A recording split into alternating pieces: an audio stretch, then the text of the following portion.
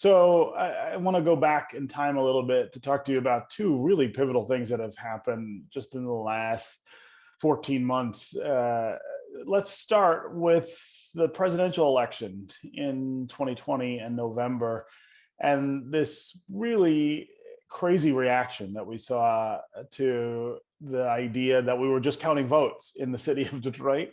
It was very badly interrupted by a bunch of really angry citizens who believed that that there was fraud going on. Talk to me about what your reaction was to that, and again, sort of how we build from there to some of the things that would happen later. Well, thank you so much for having me on the show. TCF and what happened here on the Hill and the Capitol was not the America I know. I was raised by a Southern woman who lived through the civil rights and Jim Crow laws, who took her right to vote as one of the most precious gifts of being an American. I was taken by the hand every election day to stand next to my grandmother as she voted so she could teach me, and she would constantly say, this is what will protect your rights and freedoms in America. And as an American citizen, you must vote.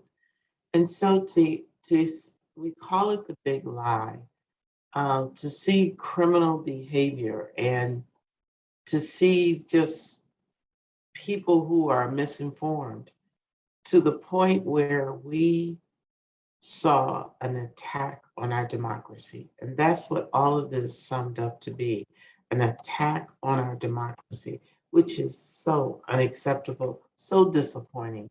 And it's just not the America that I know and I love. Yeah. So on January 6th at the US Capitol, you were there while Yes. This mob, this insurrectionist mob, was trying to interrupt the official counting of votes in the presidential election. Let's go back to that day for a second and just talk about what that was like. So, Stephen, one of the things that just really stood out as I try to suppress this memory is the words from the sergeant at arms, "They're headed our way." I had not seen TV. I know they had whisked out Nancy Pelosi, so I figured something was really serious. And they said they had locked the doors, and they said, "They're headed our way. Find shelter, someplace to protect yourself." And it was, it was surreal. Then they told us, put on the gas mask. And I didn't even know under the seats that we sit on all the time to vote in the Capitol chambers were gas masks. So I'm trying to put on this gas mask, and then you hear this banging at the door, and it's vibrating because the door is locked, and it is a mob. You can hear them screaming and they're banging on the door. And I'm looking around saying, oh my God, am I going to die today? What in the world is happening? And then the Capitol Police came in. And this is the point I want everyone to understand. Because whether you're a Democrat or Republican listening to my voice, at that point, Capitol Police came in with their guns drawn and said, everybody exit this way. So it was the opposite end of the chamber. So the chamber has about 6 or 8 doors that you can get into to come on the floor. And it was the opposite end. Their guns are pulled and they're telling everybody, move, move, go, go, go. And Democrats and Republicans. So this is the point I want everyone to understand. This was not a partisan moment. And I tell people it's probably the most nonpartisan moment I've seen on the Hill lately, where Democrats and Republicans were literally running down back staircases and hallways to get to some place of safety. We were literally running because I had to grab a hand of one of the staff because she was older and she wasn't able to run. And I just pulled her and said, we gotta go, we gotta go. And so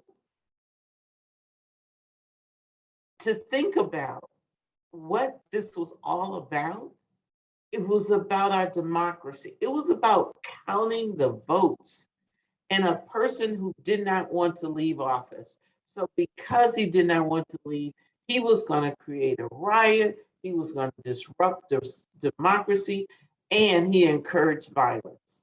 And that person was Donald Trump. Yeah. So I want to talk about the role of race in all of this. And it's something that even as we are watching the hearings on the Hill take place, to try to assign culpability for what happened, there's not a lot of talk anymore about the racial motive and the racial context for all of this. There's a reason, for instance, that the protesters showed up at the TCF Center in Detroit and not, for instance, in places like Farmington or Farmington Hills, where Or Livonia. Where votes flipped even more than they did in Detroit between 2016 and 2020. There's a reason that this attack on the Capitol, was about the idea of African American votes and counting African American votes. I want to give you a chance just to talk about why we're still some 50 some years after the passage of the Voting Rights Act, why we're still dealing with this. So, it's been said publicly and behind closed doors, if that crowd had looked different, if it had been the typical Black Lives Matter, young, multicultural children, young people rather, if it had been predominantly people of color, African Americans, with the patience and tolerance that we saw that day, the hesitation to use armed weapons to stop the riots. There was one shot fired, and it was, I don't ever want a police officer to use violence unnecessarily. But I also want our laws, our policies, and in this case, my democracy protected. And you saw just a mob of angry, just overexcited mob, just out of control. And you had all of these armed police officers begging them to stop. Mm-hmm. Don't, no, you can't do that. There was a lesson to be learned here. Lives were not lost, excessive violence was not used, and that I know for a fact. And, people say, you don't know that. I do know, because I've seen it in history time and time again, when there are mobs of people of color, Black people, mm-hmm. the result of law enforcement is totally different. Yeah, yeah.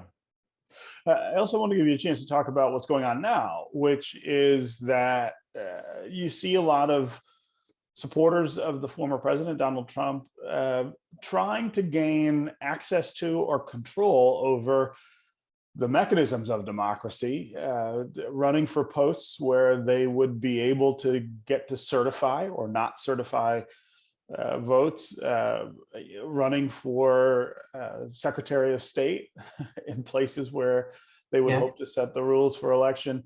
What should we be making of that, and what should we be doing to protect democracy? This is not just about some sort of partisan aim, as you point out.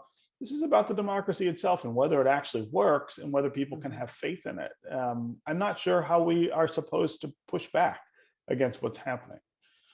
So, Stephen, isn't it ironic that we only have a conversation about democracy working when it doesn't work for you? Right. So, but I have some of my colleagues who are supporting these bills and laws, and that same democracy they're attacking is the democracy that resulted in them winning their seat time and time again. And let's be very clear, zero audit, zero investigation has returned results of any fraud. It isn't there. Even these rogue investigators who went into different states to find the corruption has not found any. So when you talk about we want to change the laws of democracy, be careful, America, because this is just scratching away at the foundation of the American democracy, the one that we have taunted around the world that others look at. And you saw when President Biden now goes and talks to other countries about humanity and about values and about democracy. Some are laughing in his face. You need to fix your own home ground first before you come talk to us. And it's sad to me.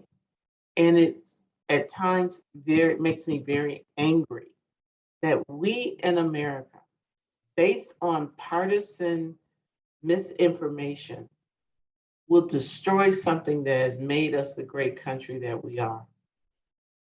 And I say this often, Stephen, I love America, even though she didn't always love me back.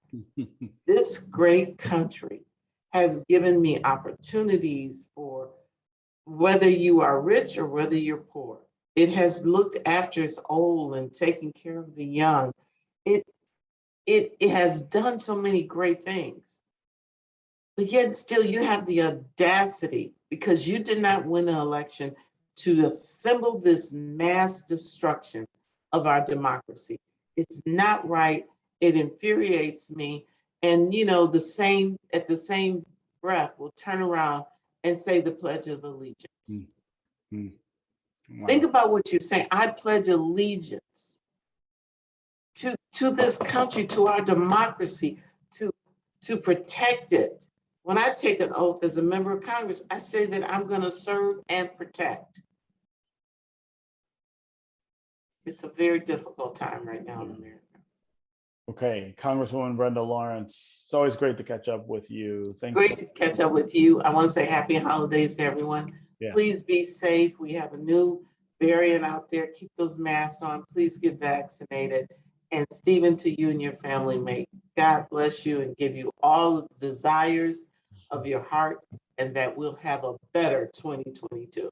Yeah, can't get much worse. To you too, though.